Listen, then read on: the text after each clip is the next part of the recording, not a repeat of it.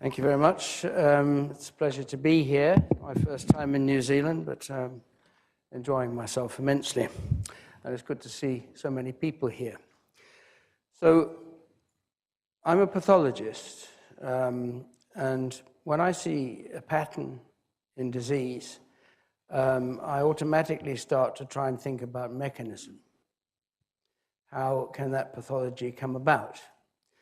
So the last time I spoke in a fluoride forum was 10 years ago in Toronto, where I was asked to address that aspect in the light of the Chinese studies that were extant at that time. And now I'm going to do the same thing, but we have a lot more evidence to go on. And so that's already just been said.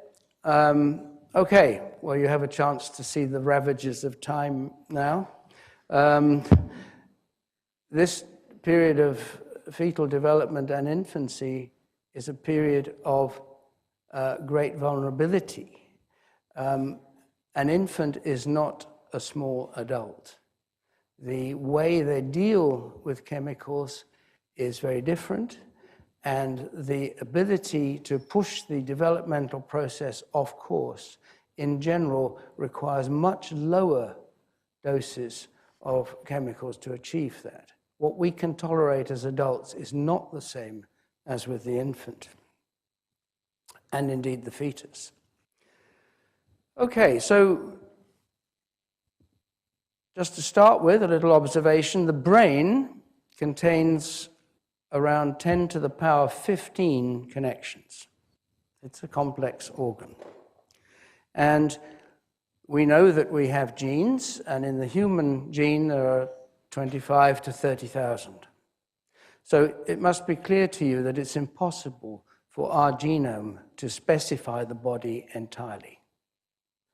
So there are deterministic steps which are dictated by the genome, but then there are very large probabilistic processes, ones where there are coins that are being tossed to achieve a stable adult form. And that is caused by interactions of the genome with environmental factors. We know this goes on. This has really only become apparent in the last 20 or 30 years. And they then go on to have consequences in what we become. Once the whole thing's stabilized, you're left with what you've got. But it's a one-way process, and if it's pushed off course on the way, then there are consequences. The other thing I just want to remind the science students here, hormones have two main jobs in life. We're taught about number 2 on this list, which is the control of homeostasis in the adult. But it has they have another set of tasks, along with many cell signaling molecules, which is to control fetal development. And in that, there are windows of vulnerability during the development of various different processes throughout ontogeny where things can go wrong. So we have, I think there's a pointer here somewhere. Yep, there is. In general, toxicologists, and I'm a toxicologist like Paul, they like to see curves like this, straight line curves, linear curves, so that you get a dose response and you can extrapolate back down to the origin here and say, oh, okay, below that, there's no problem. And these, I call this the pharmaceutical range of concentrations, parts per thousand, parts per million, the sort of concentration you expect a drug to be when you take a medicine. However, what we've discovered in the last couple of decades is that down here, in the cell signaling disruption range, parts per trillion and parts per billion, there's lots going on, particularly in the fetus. And these are not linear relationships. They're highly nonlinear. You can have too much of something and you can have too little of something. And those of you who are familiar with endocrinology will know that that's often the case with the way that hormones act. So I'm going to give you one example of this difference in vulnerability between adults and the fetus. Now, I don't have to train you as histopathologists to be able to see that this preparation of a virgin mouse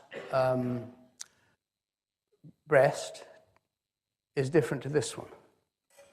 This one is much more densely branched and present, and in fact, in subsequent publications, Anna Soto's lab has shown that some of the changes here are pre-malignant.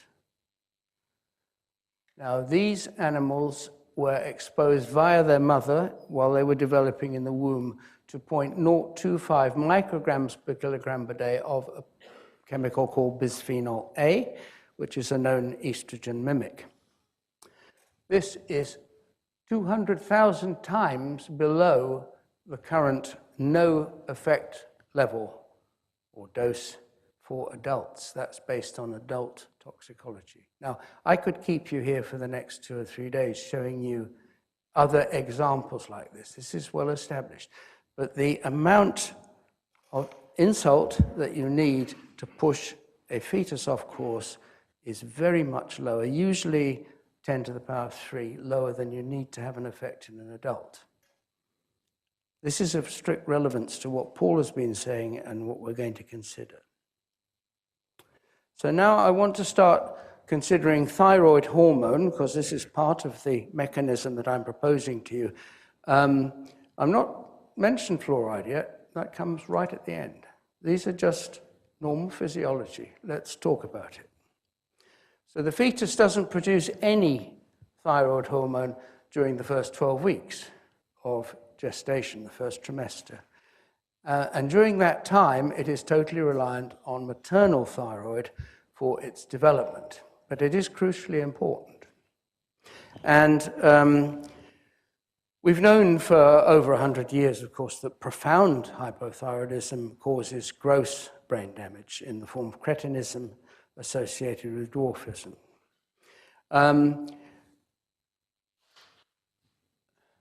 Now, pregnancy itself imposes a physiological stress on the thyroid gland. So if the mother's thyroid gland is on the margin of, or even maybe clinically subthyroid, then pregnancy is going to put an additional stress on the thyroid for many reasons. The kidney filtration rate goes up and the iodine loss goes up, and then there's a compensatory growth in the gland in the mother.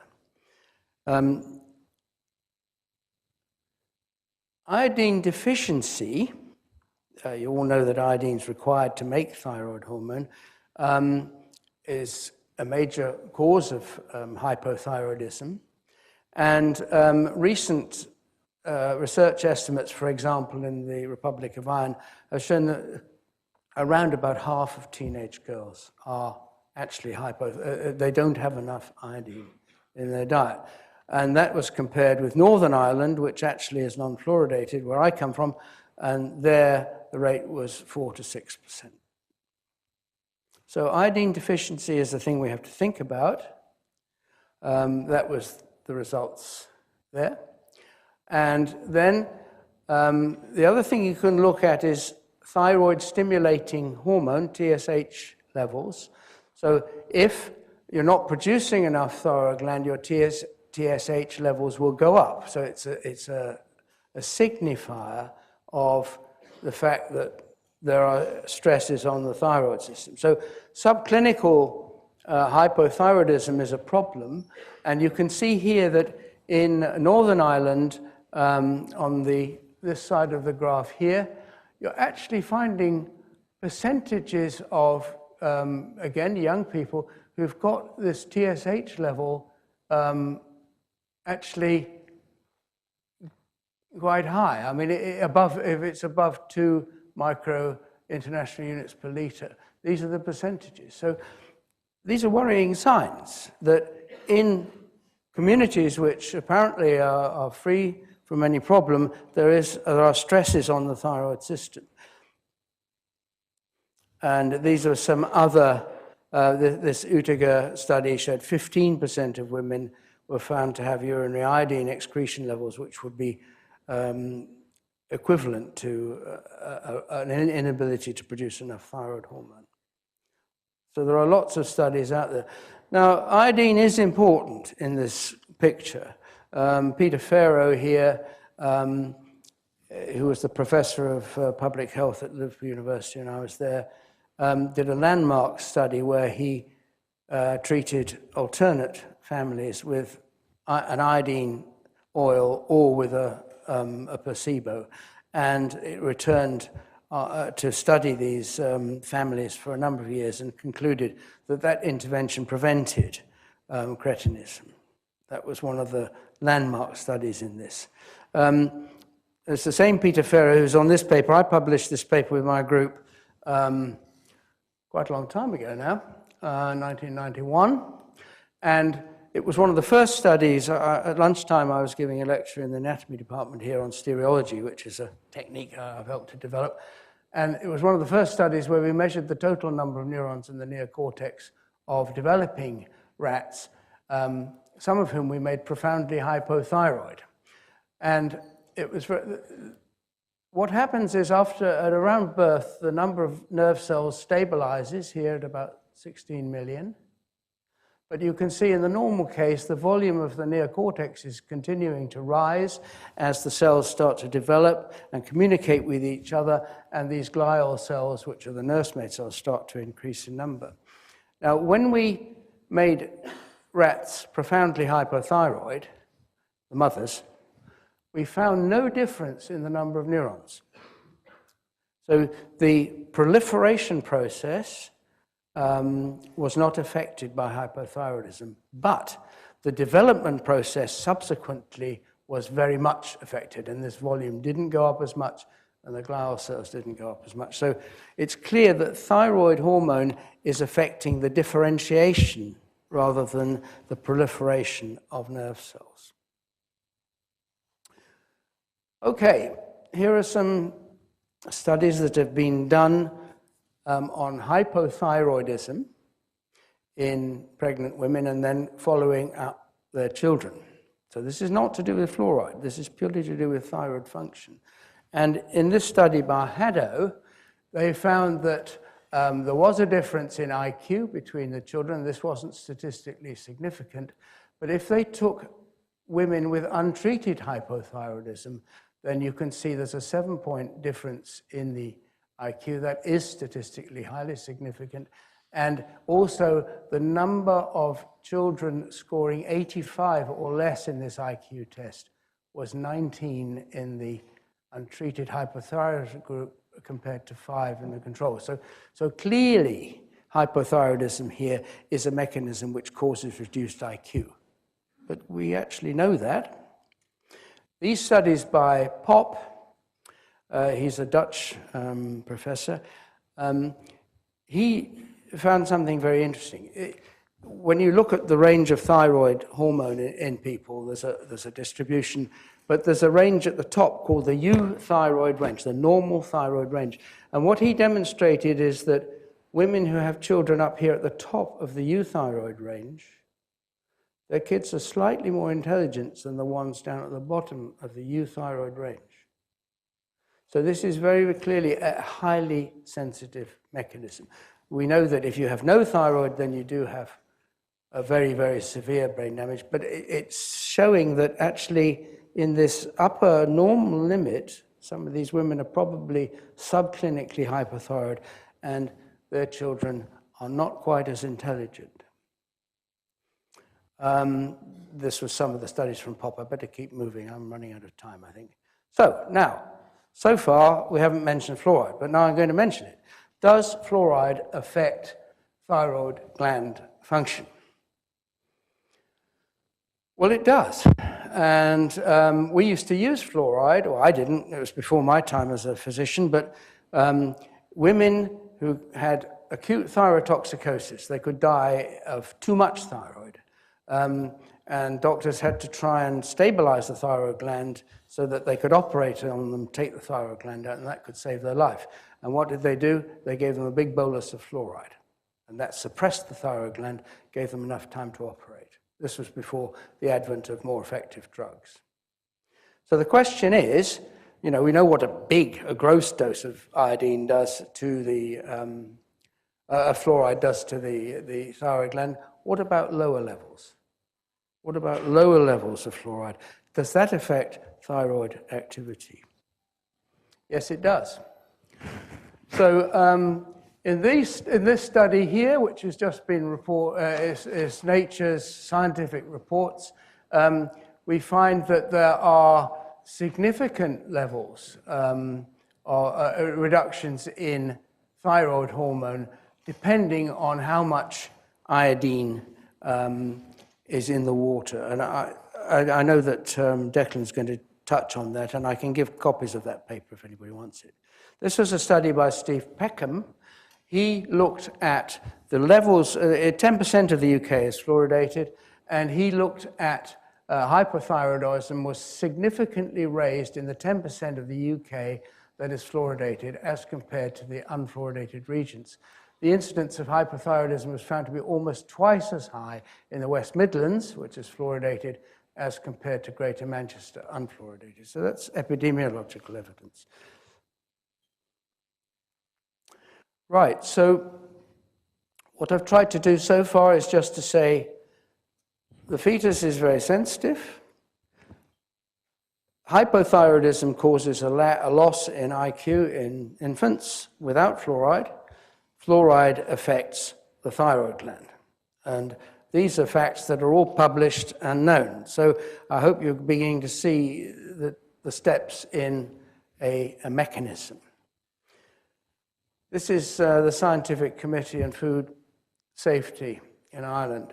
Infants below the age of 4 months are exposed to doses of fluoride that exceed the recognized safety limit based on an adverse effect defined as moderate dental fluorosis. So Paul already mentioned this. If you give mothers fluoride, this is the level in the blood, goes up, comes down. This is the level in the breast milk. Doesn't go up. There's something which has evolved to keep that away from the fetus. Now, the blood-brain barrier, which is a membrane that closes round the brain and stops chemicals traveling across it, doesn't close until about 6 months postnatally. And my hunch is that this has something to do with that. So Paul's already mentioned that. It's over 100 times lower in breast milk.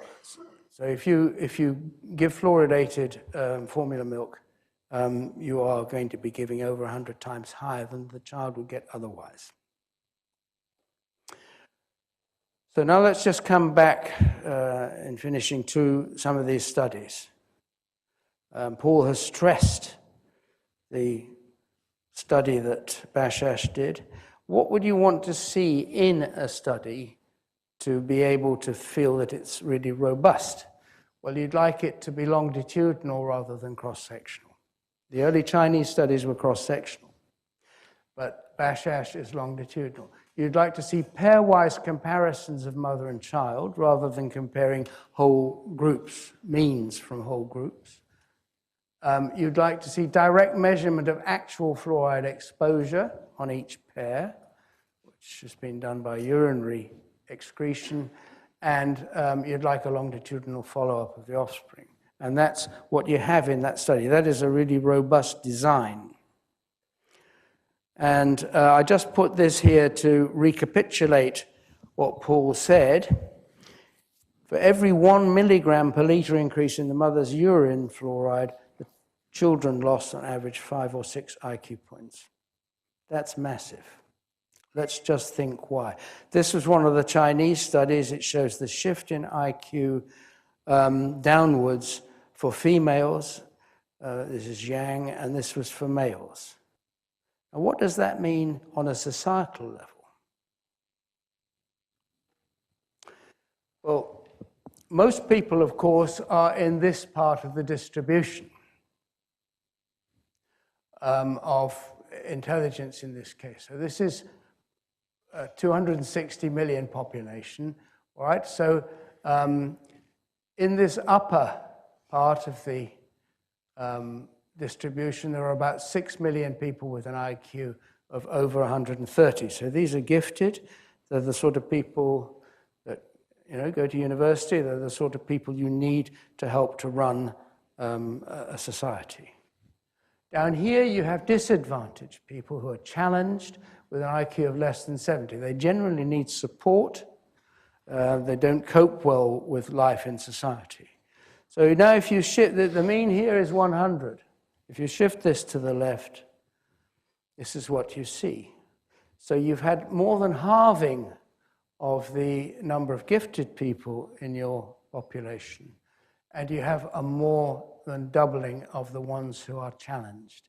Now these this end tends to be a burden on the state, and this end you need to contribute to the state. So although someone in this part of the thing, if they lost 5 points in the IQ scale, you wouldn't know it. You can only look at these things on a population basis. But they'll cope perfectly well with life. It's not a problem for society. But the extremes are, and they will cost society a lot. So although you think that, on an individual level it might not matter, but this population shift is very, very severe for society.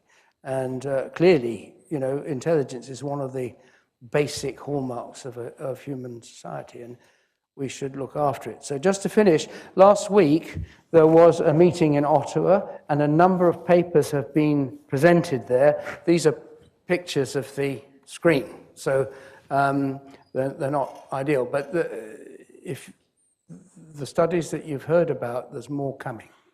And these, again, are very large, very reliable studies. So fluoride exposure and thyroid function among iodine-deficient adults in Canada was one paper by Malin. And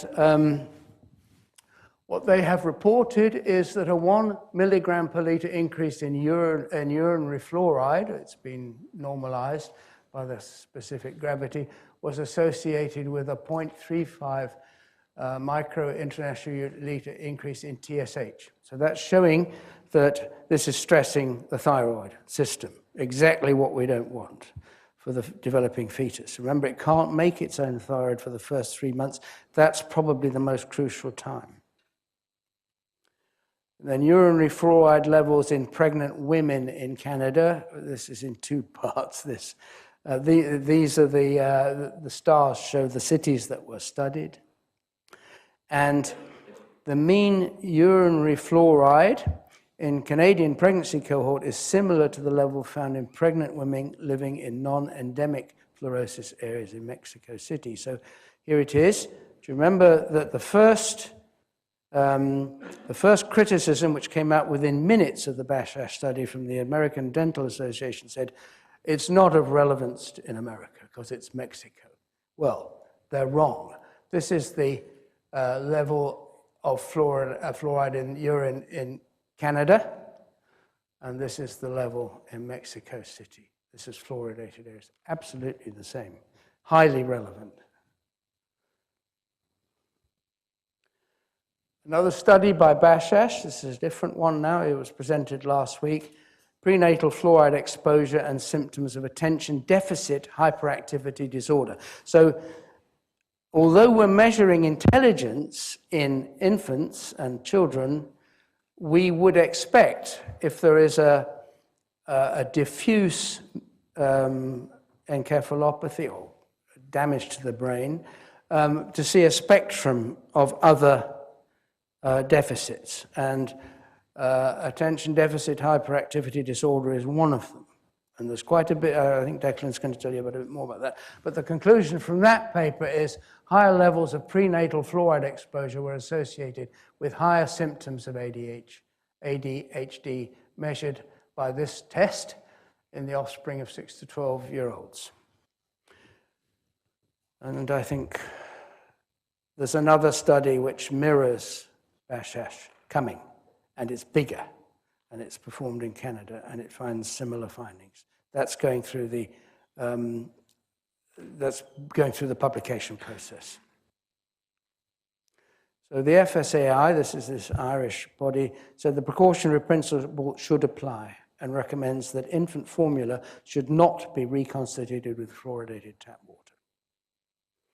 That a positive association between fluoride and caries prevention does not apply to infants under 4 months. Now, they don't have any teeth. Right, so my conclusions are as follows. Fluoride is a known neurotoxin. There is scientific evidence that human intelligence is being affected through fluoridation of drinking water. On the basis of current knowledge, water fluoridation should be phased out on a precautionary basis.